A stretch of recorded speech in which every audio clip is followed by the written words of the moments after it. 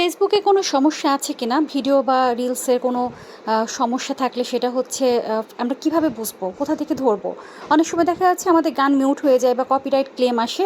আমরা মনে করি ওইটুকুই সমস্যা, কিন্তু এর বাইরেও যে আমাদের সমস্যা আছে, যেটা কিনা হচ্ছে লুকায়িত সমস্যা, আমরা সেটাকে ধরতে পারি না। চলুন দেখে আসি।